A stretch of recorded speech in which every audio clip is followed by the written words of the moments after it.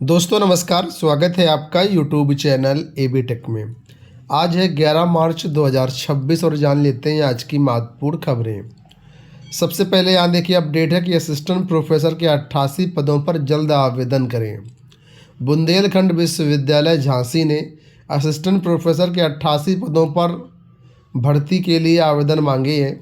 ये नियुक्तियाँ फार्मेसी, अंग्रेजी, कृषि विज्ञान, गृह विज्ञान, बायोटेक्नोलॉजी, पर्यावरण विज्ञान समेत विभिन्न विभागों में की जाएंगी। योग्य और इच्छुक उम्मीदवार आधिकारिक वेबसाइट पर जाकर के 14 मार्च तक आवेदन कर सकते हैं।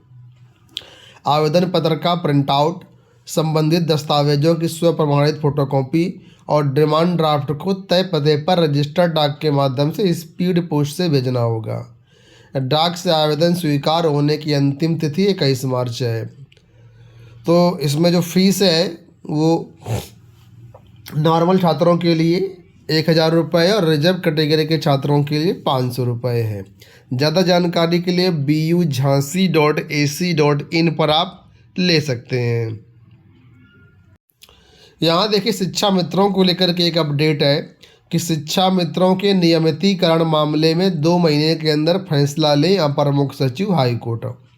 इलाहाबाद हाईकोर्ट ने प्राथमिक विद्यालयों के शिक्षा मित्रों के नियमितीकरण व सहायक अध्यापक के समान वेतनमान देने वाली याचिका पर निर्देश जारी किया है और कहा है कि याची अपर मुख्य सचिव बेसिक शिक्षा उत्तर प्रदेश के समक्ष 3 सप्ताह में न्याय प्रत्यावेदन दे और इस पर 2 महीने के भीतर कानून के अनुसार फैसला लिया जाए। आपको बता दें ये याचिका न्यायमूर्ति मंजू रानी चौहान की एकल पीठ में थी और उनकी तरफ से जो है ये फैसला दिया गया है। मांग है कि बोर्ड ऑफ बेसिक एजुकेशन की ओर से संचालित स्कूलों में स्थायी पद सृजित कर उन्हें नियमित किया जाए। समान कार्य के लिए समान वेतन के सिद्धांत पर सहायक अध्यापकों के बराबर मानदेय भी दिया जाए। तो कुल मिलाकर के जो शिक्षा मित्र हैं आप लोग जानते हैं ये इनका पद इनका पद अलग से डिजाइन किया गया और वेतन भी कम मिलता है। तो इस पर कुल मिलाकर के फैसला आया है हाई कोर्ट से कि इनको समान वेतन दिया जाए और इनको स्थायी किया जाए। यहाँ देखिए अपडेट है कि झारखंड में लेक्चरर के 349 पदों पर अवसर। जेपीएससी ने लेक्चरर के 349 पदों पर नियुक्ति के लिए आवेदन मांगे हैं। ये नियुक्तियाँ राज्य के राजकीय पॉलिटेक्निक और राजकीय महिला पॉलिटेक्निक संस्थानों में विभिन्न विषयों के लिए की जाएंगी।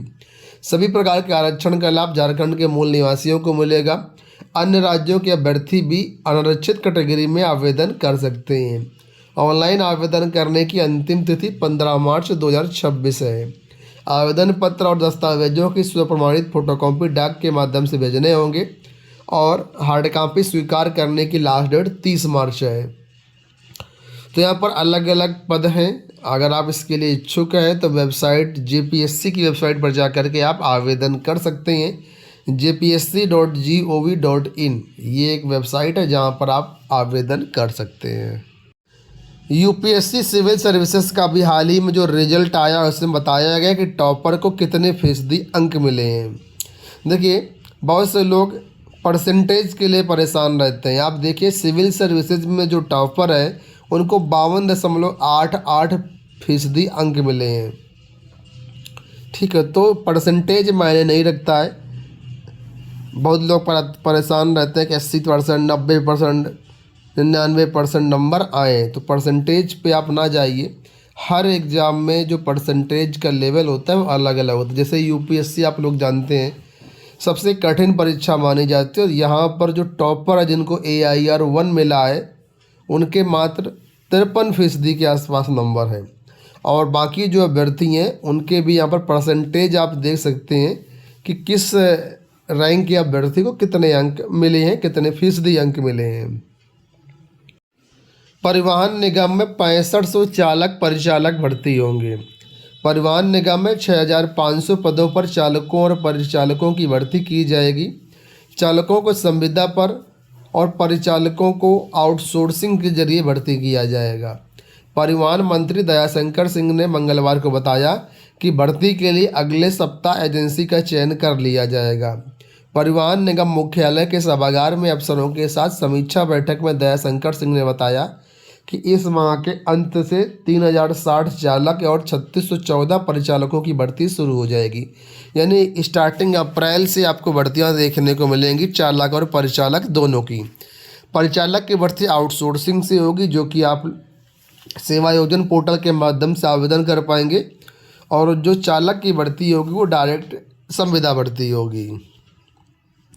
यहाँ देखिए अपडेट है कि 1 दशक की कानूनी लड़ाई, 1113 अभ्यर्थियों को मिली नौकरी। दोस्तों बात हो रही है यहाँ पर 29,334 विज्ञान गणित सहायक अध्यापक भर्ती के बारे में। परिषदीय उच्च प्राथमिक विद्यालयों में विज्ञान और गणित के 29,334 सहायक अध्यापकों की भर्ती में आवेदन करने वाले 1113 बेरोजगारों को तकरीबन 1 दशक की कानूनी लड़ाई के बाद नौकरी मिली। सुप्रीम कोर्ट के आदेश के अनुपालन में बेसिक शिक्षा परिषद के सचिव सुरेंद्र कुमार तिवारी ने सोमवार को 1113 अभ्यर्थियों को जिला आवंटित कर दिया है। ये आवंटन नीरज कुमार पांडे व अन्य मामलों में सुप्रीम कोर्ट में 29 जनवरी 2025 को दिए गए आदेश के आधार पर दिया गया है। तो सभी को बहुत बहुत शुभकामनाएं।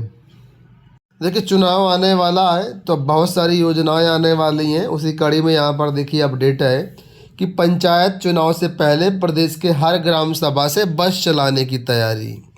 योगी कैबिनेट का फैसला, परमिट व टैक्सी से होंगे मुक्त, बढ़ेंगे रोजगार।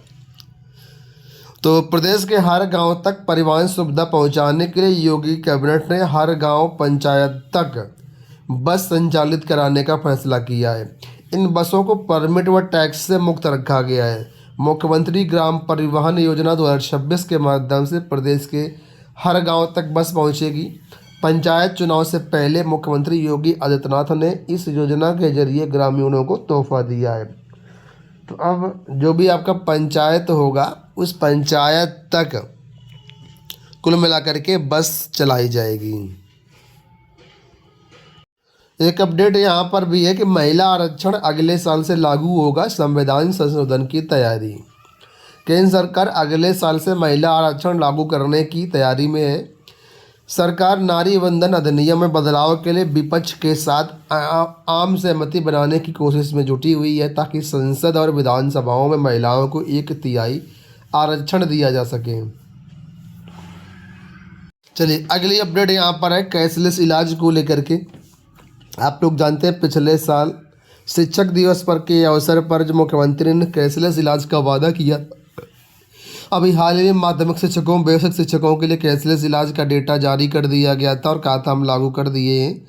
अब यहाँ पर उच्च शिक्षा के शिक्षकों और कर्मियों को भी 5 लाख तक कैशलेस इलाज की बात कही गई है। करीब 1,30,000 से अधिक शिक्षक इसमें लाभान्वित होंगे और परिवार के सदस्यों को भी इसका लाभ मिलेगा। तो कुल मिलाकर के भी घोषणाएँ हो रही हैं। असल में ये लाभ जो है कब मिलेगा कब नहीं मिलेगा अभी कुछ कहा नहीं जा सकता है।